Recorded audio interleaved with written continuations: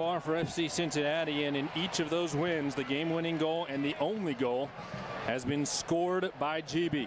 He has the early goal here for a 1-0 advantage. Charleston will head it down. Lasso out along the near touchline and throw in inside the attacking third, cutting for the lads in orange and blue. Justin Hoyt stands to throw it in. And he'll put it onto the foot of Corbin Bone. Bone and Hoyt trying to work in the corner. Charleston able to win it back. Garbanzo forward for Williams. Austin Berry got his hip into Romario Williams, the native of Jamaica. Williams did not play in that 3-2 match against Atlanta United, as he was off on international duty with the Jamaican national team. Kenny Walker on a misplayed ball picks it back up and will work left to right.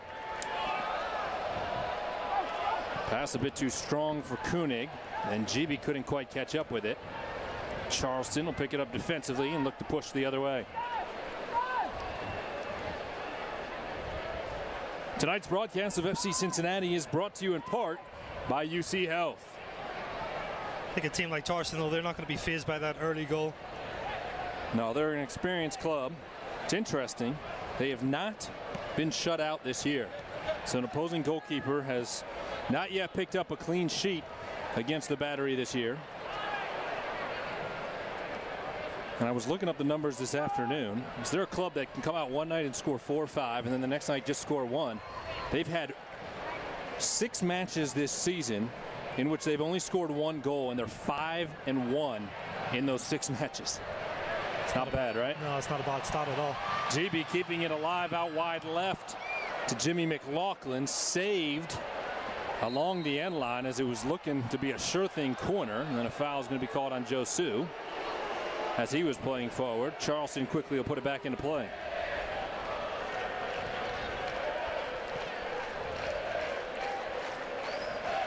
Give Charleston credit, no doubt have been the hottest team in the Eastern Conference in the USL so far this season.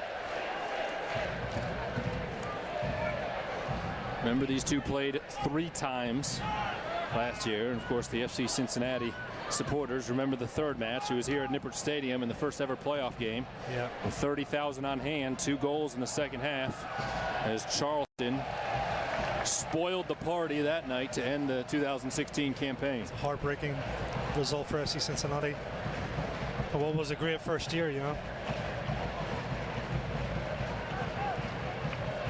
No doubt this past Wednesday built upon the success of year number 1 with the win against an MLS side in a very meaningful match. Kenny Walker into the middle, onto the chest of GB.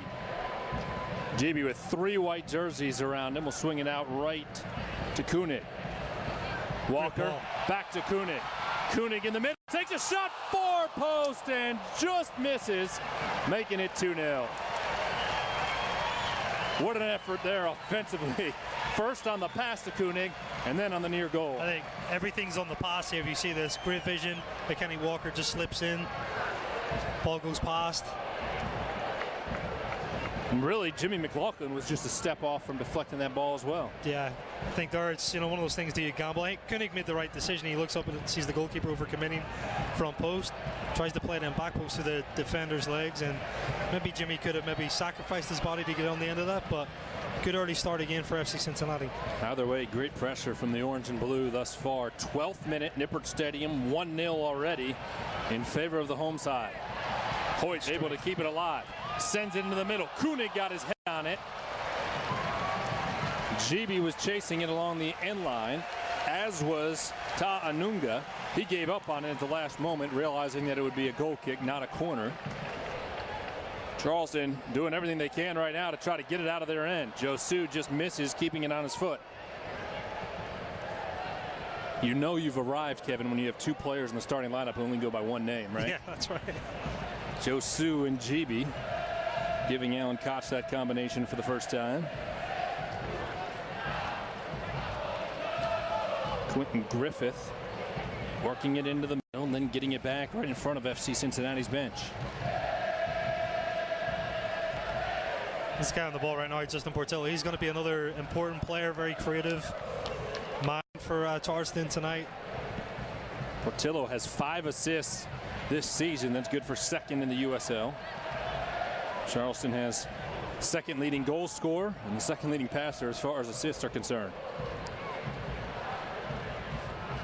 Here's Josu making his 3rd appearance, first start of the year.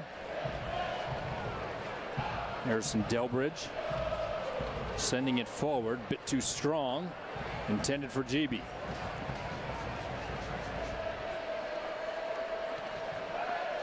Garbanzo with a lucky bounce sends it into the 18, and Mitch Hildebrandt comes off his line with Romario Williams closing in to gobble it up.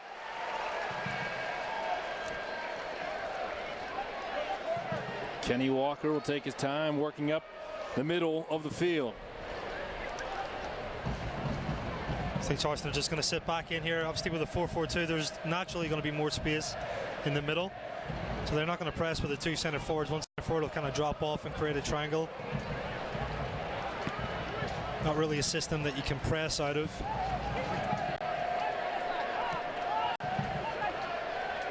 Austin Berry, one of the 3 center backs tonight, sends it to Paul Nicholson playing in the middle, and then over to the left side, Delbridge.